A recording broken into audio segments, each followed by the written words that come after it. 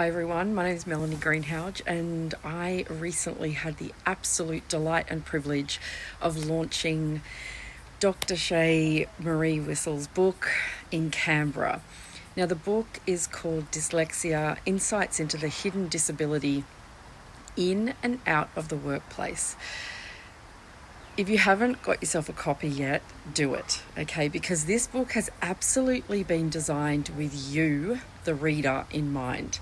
And the reason for that is that in each chapter, Shae really dives into the unique aspects of life for those with dyslexia and any of the associated neurodivergent patterns, ways of being, understanding of the world that we know exist out in our community. And what she really does is provide you with these in-depth insights and practical advice. And from my perspective in reading the book, I could quite clearly get the understanding that this is from both lived and learned experience, and that makes it real. The book is also incredibly practical and it facilitates this really deep understanding and engagement with the topics. All of the exercises are crafted and the idea is to spark really meaningful conversations and promote psychological safety and that sense of empathy and understanding towards those who live with neurodivergent conditions. And I really sincerely hope that this book will not only serve as a resource, but also a catalyst for change by shedding light on the barriers and the biases that I think, if we're honest, unintentionally marginalised because they're simply not within our scope of thinking, and potentially we don't know what we don't know. And Dr. Wissell has really brought that into a safe space for us to explore as people who maybe aren't experts, we don't claim to be experts, but nonetheless we've got the ability to really understand and support everybody in our community. I think the aim of this book is completely admirable because it's about changing things within education, health, disability and employment sectors. And that obviously starts with policy change. And we need that to recognise and support the unique strengths and challenges that those living with dyslexia need.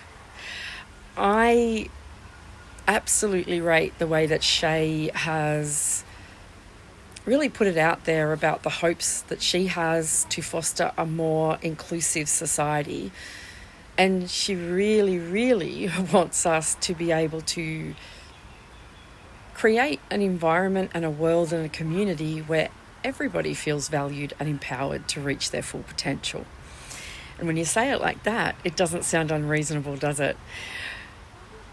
I think my own reflections is that we need to remember that creating truly inclusive workplaces isn't only about understanding hidden disabilities, it's actually about taking meaningful right action. And each of us has the power to be an agent of change. And what Shae has done here in this book is provide us with the roadmap to scaffold each of our journeys. Whether that's by educating ourselves further or maybe for the first time, whether it's advocating for inclusive policies or simply being mindful of the diverse ways people work and contribute. I think the conversations that we have are meant to be the catalyst for real change, and this book is something that leaders, those that are really in any role in a workplace, could absolutely benefit from sitting with. It doesn't have to be read front to back. It can literally be in bite-sized pieces. But I think what we need to remember is that we want to embrace the different ways of thinking and working, because in all honesty, when we do that, when we pay attention, when we lean in and we bring everybody along, we all win.